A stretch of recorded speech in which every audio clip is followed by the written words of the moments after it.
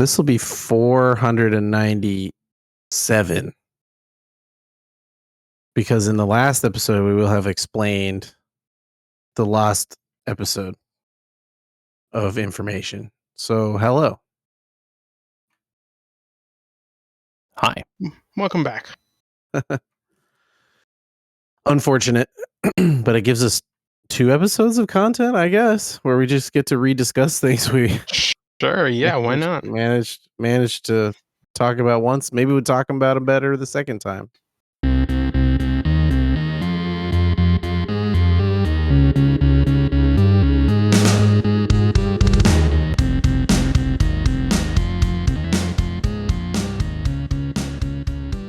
It's time to chat vampire crawlers again for the second, third time.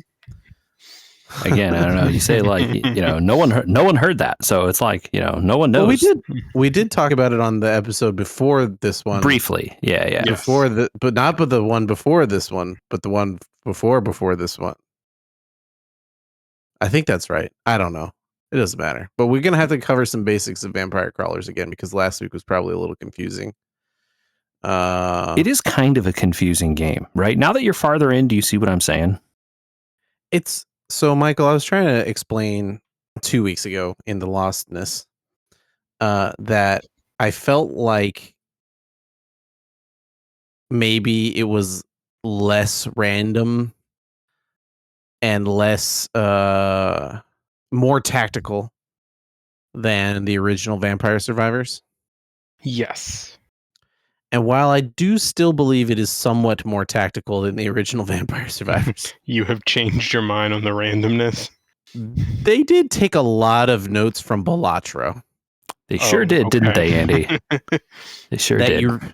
You really don't discover until you're about 7 hours in, and all of a sudden you're like, I unlocked what?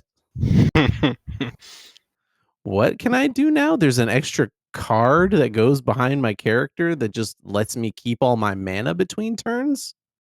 Yeah, you unlocked some Arcanas finally. Yeah, Arcanas unlocked, Blacksmith unlocked. Yeah, I think once you start getting into the Arcanas and the Blacksmith, the game really takes off. Like, you're at that point, you've started to be like, okay, I know build. You're kind of thinking about builds almost, right? Yeah. Builds are tough still a little bit for me because, like, well, how many times do I need to grab Pichon before I find Ebony? So something to know. Uh-huh. And I did not know this. Some cards are locked by level. You straight up will never see them until you hit certain levels. Oh, no. That feels important to know. Yeah, they don't tell you that. Okay. That is important to know. Well, I've unlocked many levels. The dairy farm, the bridge, your character's levels in the run. Oh, no. Yeah, this is what I'm saying. It doesn't matter where you go. It matters what level you are in the run you're in. No. Yes. Well, I've also noticed that, like, sometimes maybe upgrading cards is... maybe you don't want to do it if you, like, don't have a good curve and you can't cast something that costs 4 mana.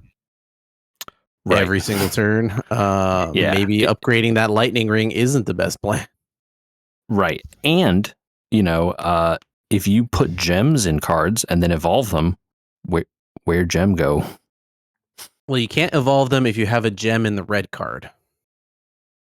Right. Until you use the blacksmith on it, and then maybe you can. Right, because then you'll have extra gem slots, and then your knife gets really busted because it's upgraded and it does X3. Yeah, I don't know that it upgrades the damage, right? It just puts the extra slot in it. No, it does. Yeah, but then when you have the extra slot, you can have X3 in one slot and still upgrade, and that's unfair. Or you can have X3 and then X3 and then X3. Wait, what? You can blacksmith a card more than one time? Oh yeah, I think you can get some of the cards up to like 3 gem slots. Whoa, that's currently not available. Yeah. Also, you're not going to have the money for that. The costs get very insane. Yeah, it seems the like blacksmith is like really an end game deal. I poke at it a little bit, but like focus the money on the upgrades. The upgrades really, really are what carry you. Yeah. So yeah, the game is much more Balatro than Vampire Survivors. Much more. I love it a lot more than I did at the beginning. That's good. I liked it in the Slay the Spire kind of way, where it was like, this is cool, but like it seems kind of random which cards I'm gonna get, and it seems kind of like a little bit boring in between where you're like running around these levels and there's kind of like these gaps between fights. But now it's getting to the point that like, okay, I understand. I shouldn't cast this turn. I shouldn't cast this at the end of this fight. That kind of thing. Yeah, you're like, oh, okay, I'm gonna hold on to these usable cards that go away after casting. Like, maybe I just hold on to all of these, and even though my deck gets gigantic, I have a ton of wild cards I can use at some point and get like a 15x combo. Yeah, I need to do that still. I have not gotten over a 6x combo, but I have gotten like 50 mana. I love when that happens. The getting the high combo stuff is easier again. Higher level cards and other things that you'll unlock as you go farther, but like you eventually just get cards you can draft that are just wild, like permanent cards sit in your deck that just are wild. Oh my. Yeah. There are gems you can get that will make cards wild. I've got the gems that allow cards to always be bonus. Yeah. So that's different. There's one that allows the card to always be like, using the combo, but it won't necessarily continue the combo. There's another gem you put in that just makes the card into wild. Oh, okay. So it's like, Michael, this 5-cost card is now just a wild card. Cool. Instead of just like having weapons that you're casting, you're always trying to cast things in like an order of the card number at the top. Okay. So like 0, 1, 2, 3, 4, Sure, and the more times you chain it, the more times you can chain that number up or hit a wild card at the beginning and middle, etc., the higher you can go in terms of the damage that you're doing. Got it. And I know it doesn't happen very often. You can get cards to go in the negative also, and that still counts. I had a card that was reducing the cost when it wasn't cast. That cost was -2.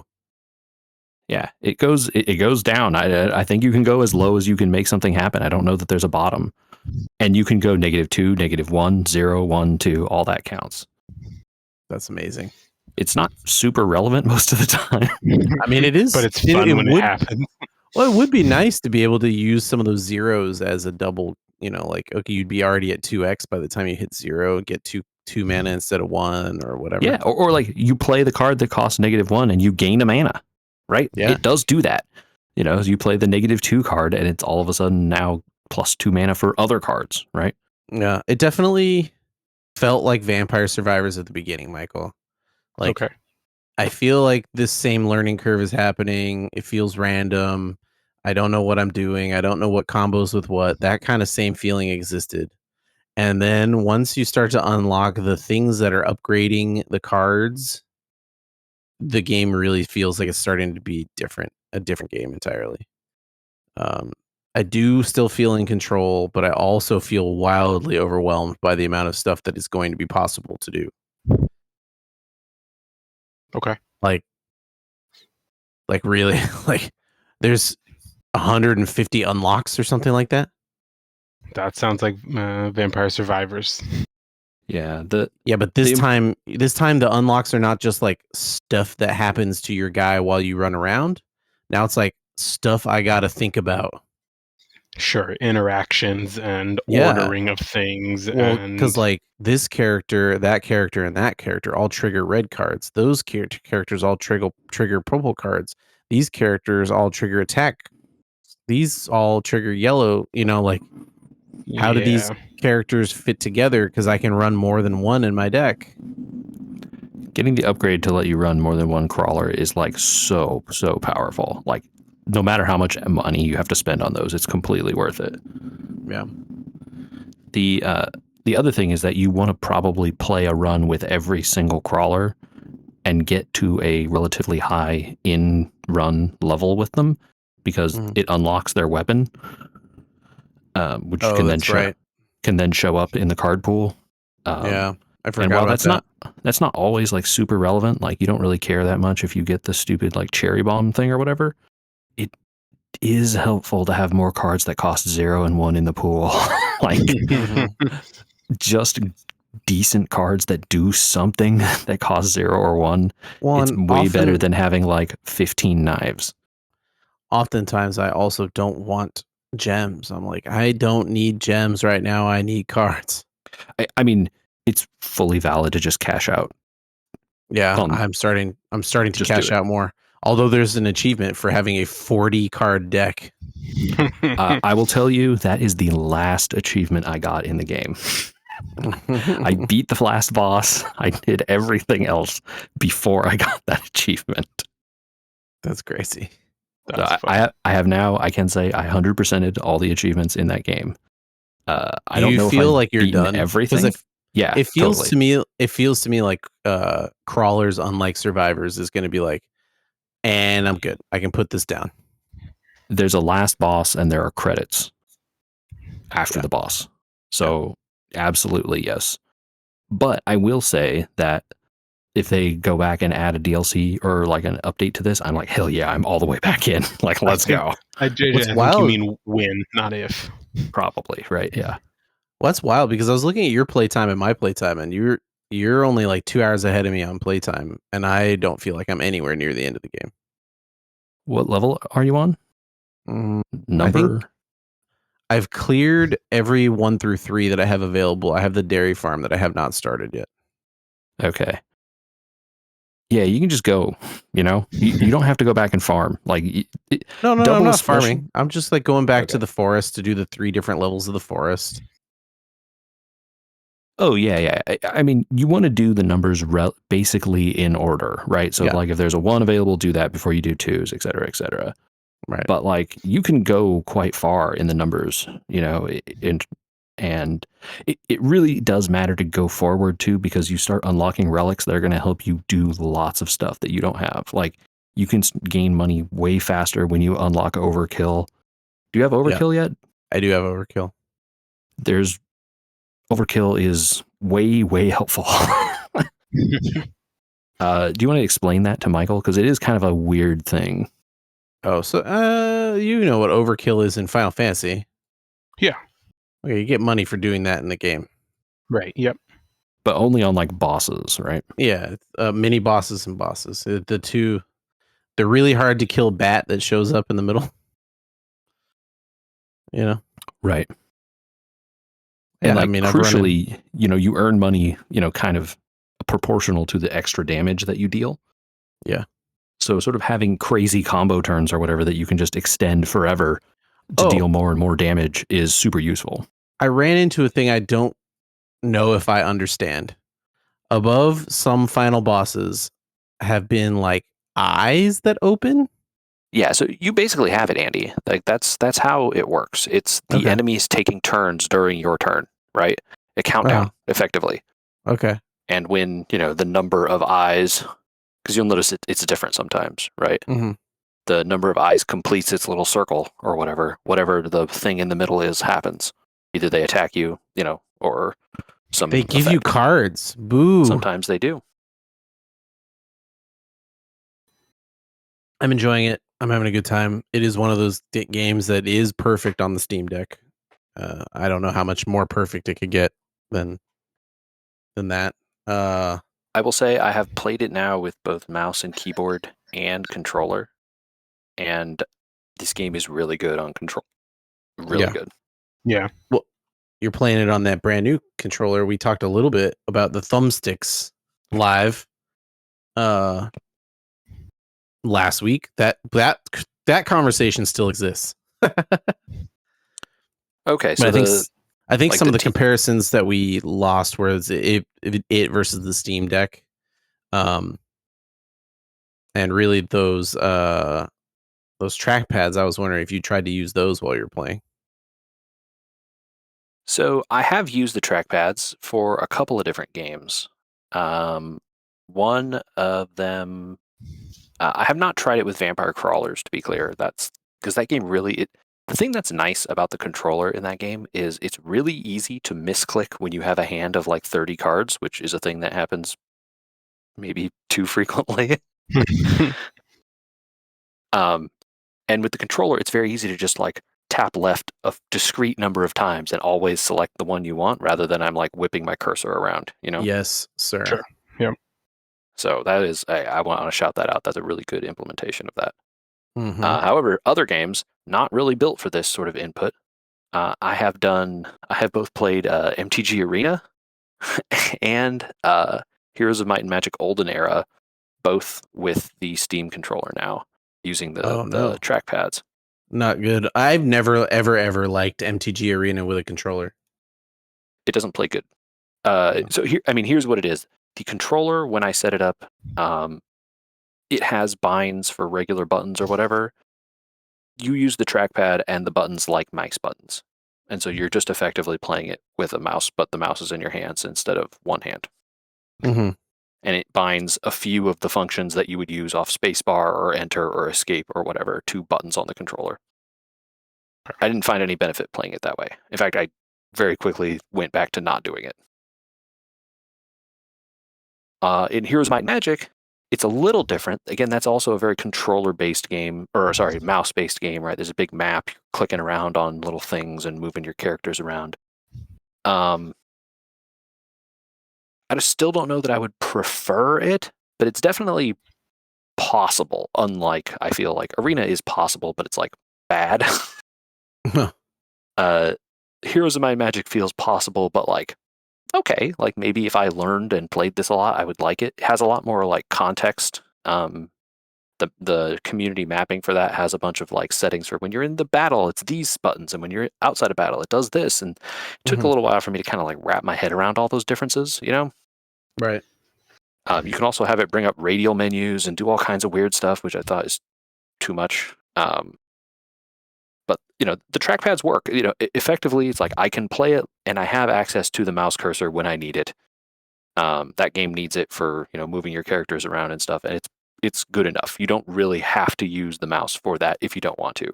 So, like, if I wanted to play that on a TV, I could, right? The trackpads aren't ideal, right? And I don't think there's ever going to be a time where I'm like, hell yeah, these over the mouse. Okay.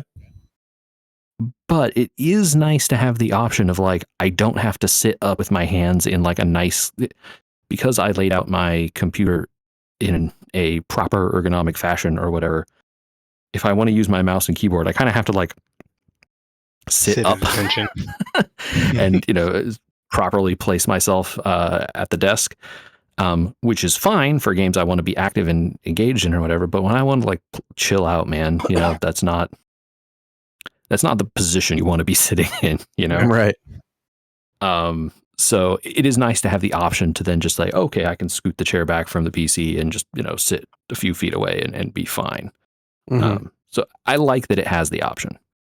The thing I do want to talk about with the Steam controller, though, if you'll indulge me, gentlemen. I will indulge you. Michael, I know this is probably something on your radar. You know, Mean the Hollower is coming out soon. I do know that, yeah. The date is fast approaching. And I am excited about that. And I was like, I got to put this D-pad to work. I got to find out what I'm working with here. Mm-hmm. So I was like, all right, what games do I have that I play with, you know, they're going to use the D-pad? It's like, okay, like, yeah, I use the D-pad in Vampire Crawler, but that's not really what we're worried about here.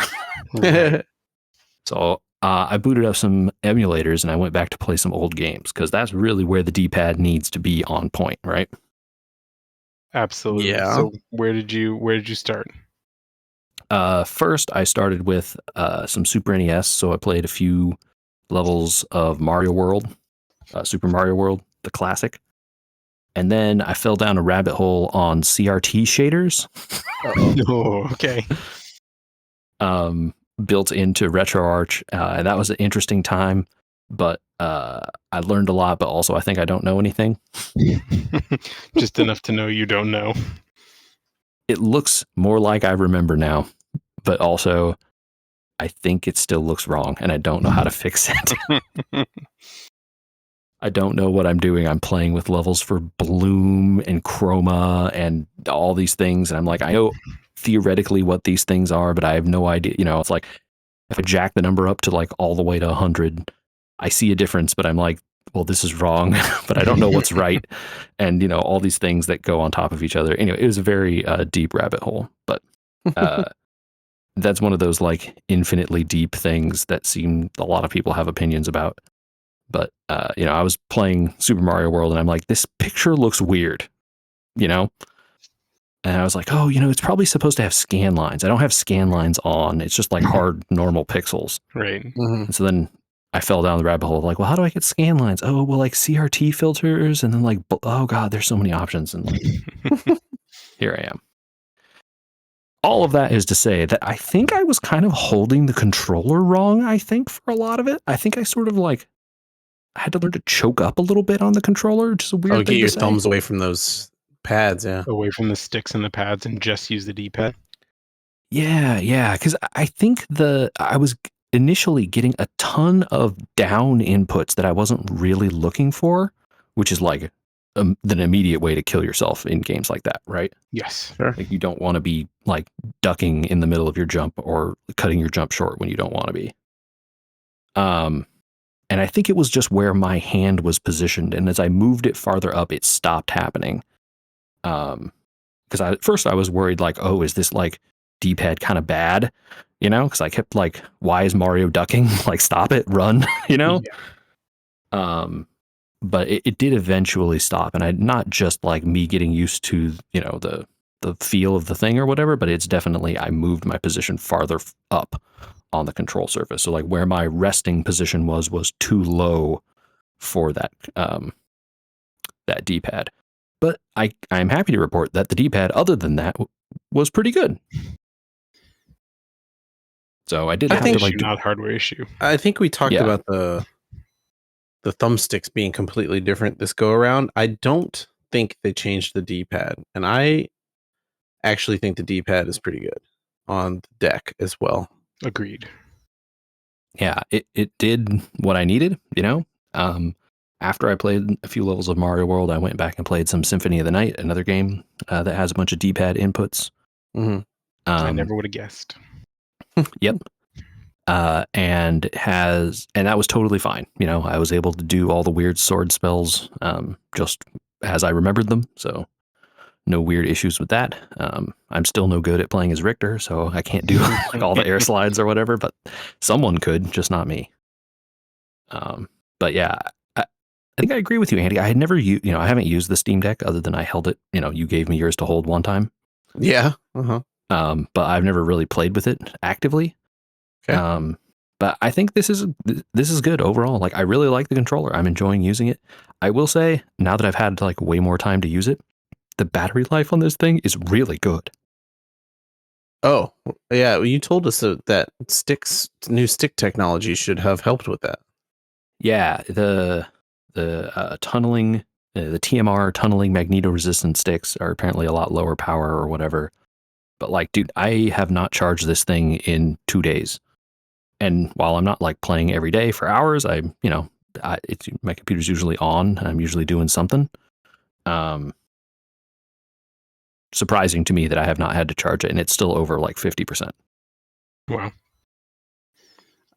Yeah. I mean, I think we're used to wave birds, you know. We're gotta like charge them after every Smash game. Charge them every time, you play Smash.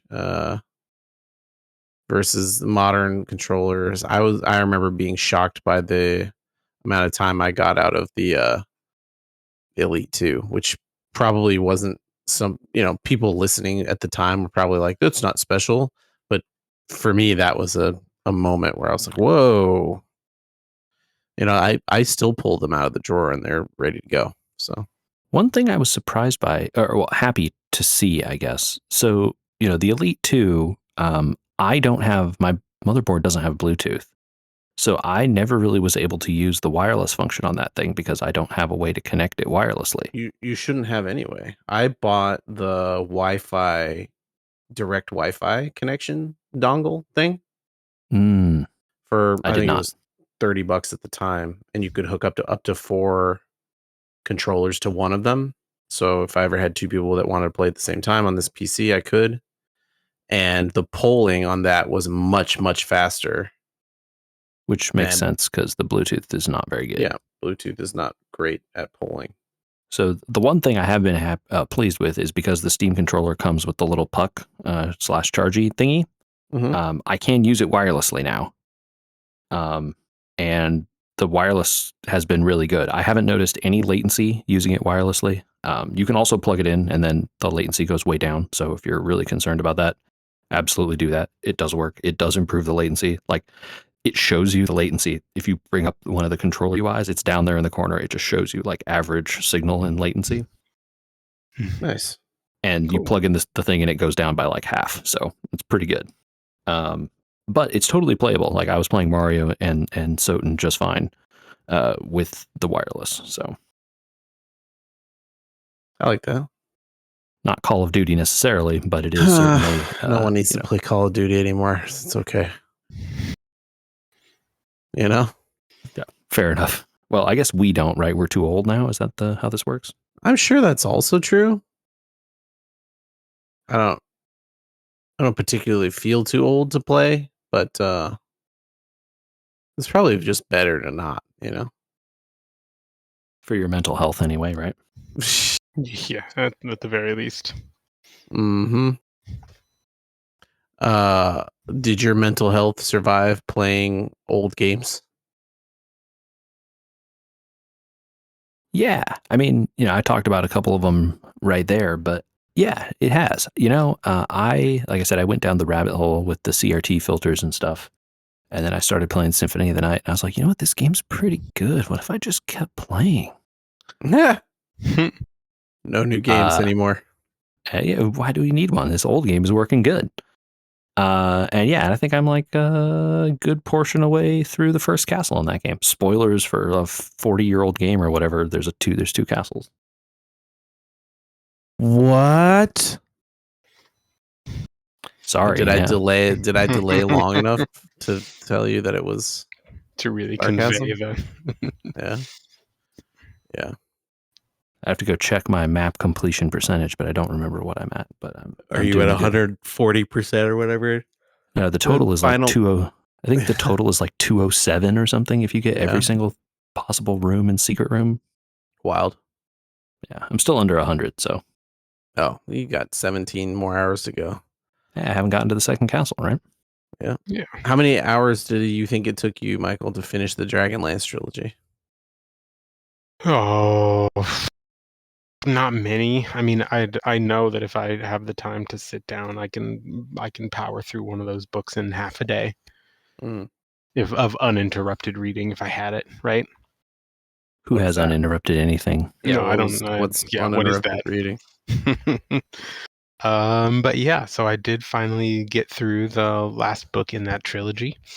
And you know what? I gotta say, JJ, they're back. Yeah. Right. I felt like this was hard because I think I talked a little bit about, Andy, the last time I brought these up, that they had left themselves with a plan A and a plan B for how the plot was going to play out. And, because they were doing they're time shenanigans, right? Hinky things. Yep. Right. So they've got to go back to 1955 and try and fix the problem. Save the whales. So they, spoiler alert, they do go back to 1955 and they do manage to fix the problem. Where are the nuclear vessels? But in telling the story, right, in the story kind of going along on its rails, they develop the plot of Plan B pretty substantially, to the point where you get to the end and you're like, okay, that's great. They put everything back to where it's supposed to be. But what happened to the other timeline? Like, yes, I understand that in the functionality of time travel that they have set up, the other timeline has effectively never happened. Okay. But they also set up this very interesting alternative history, basically. And they, because the timeline gets resolved, you never find out how the alternate story would have ended. So Sounds like it's time for a spin-off series. I was gonna say they left themselves a window where they could go and tell alternate timeline stories. There it is. So I have this is really what I wanted to talk with you about. So I had I'm a glad feeling that we finally got here. When I got to Yeah. the end of it, that this is where you wanted to. There are some people that have read these books online and then are saying like this is their plan to retcon the entire universe. They're just going to use this point as a fork and go, here's the books you know and love. They're over there. Now we're going to retcon everything from here on and do a different thing. Mm-hmm. And I don't know that that's what they're doing, given the next trilogy of books they're writing, or supposed trilogy, is back about Magius and Huma again. Yep. So maybe they're not doing that, but you certainly could see where they're planning it if that's what they wanted to do, right? Yes, they absolutely set it up. So, which makes it a really interesting, like, I don't know, like, time kind of book thing where like you have the originals, you read all those books and it sort of makes you can't read these books without having read those, right? Even though they're their own story up to a large portion of them, right? Mm-hmm. And now if you don't have the context for what happened before, when you get to those, like that bifurcation point near the end, you're like, oh, right? So yeah, interesting move. I don't know how I feel about it, honestly. Yeah, it's interesting. I think I would like, at the very least, I would want to let them tell that story, right? Like do an alternate Dragons of Autumn Twilight, right? Sure, it would. Yeah, it would be interesting. Give me that trilogy, and then let me decide whether or not I want more in that timeline, or if just this one alternate story is enough of a palate cleanser. And maybe they decided they didn't want, that'd be too controversial or something, and they wanted to go back to to Magius and retell that story in a different way, right?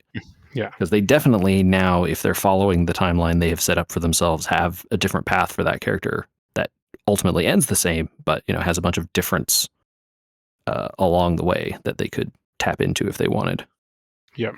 And I think we don't know a ton about his early life anyway, right? It was never really covered in any of the main books. No, it wasn't. And even in this, they don't do more than, like, you get more details of his sister, right? Of Huma's sister and her relationship with Magius, which was new information.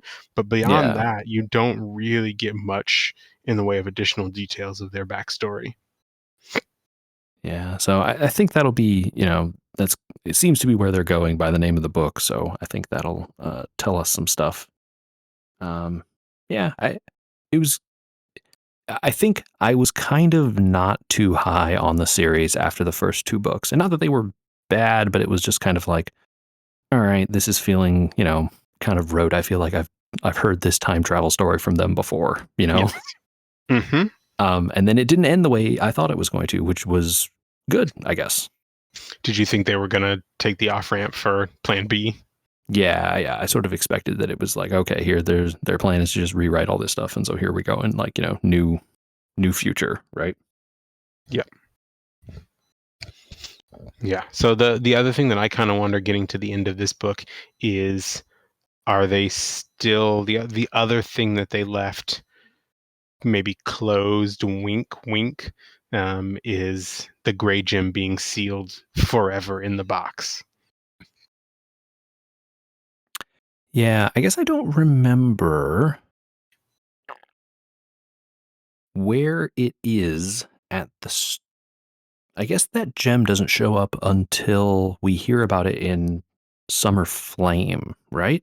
Right. And I was also, I have not gone back and looked. I was also trying to remember how the Irda found it. Yeah, I was going to say, I To just break it remember open. they had it. I don't know we knew how they got it. Huh. Anywho, yeah, it's interesting.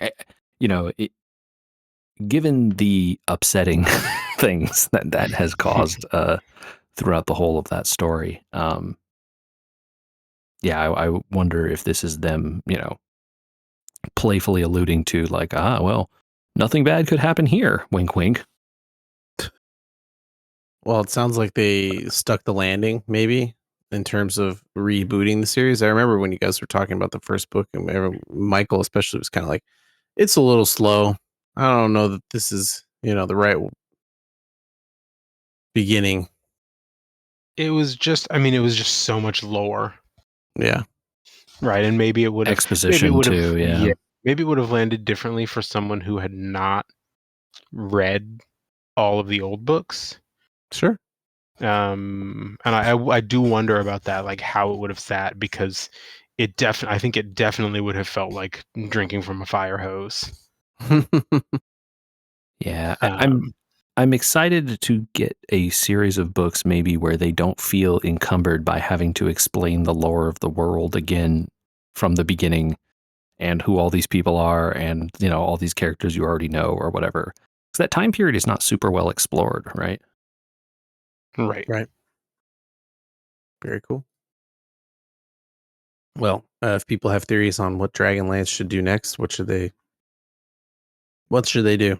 No, they can send those theories to podcast@weweregamers.com. And they can also at Margaret Weiss on social media. I think she's on there talking about Packers games and stuff. Ugh. Yes. Packers fan, huh? We don't hold that against her. Yeah, I mean, she was one of the original TSR employees, so she worked with Gygax and stuff back at TSR from Wisconsin back in those days. Oh, really? That's cool. Yeah, she's an OG of the franchise, essentially. Cool. But people can also get at us at We Were Gamers on Facebook and on Blue Sky, and should go check out our YouTube channel, youtube.com/@weweregamers.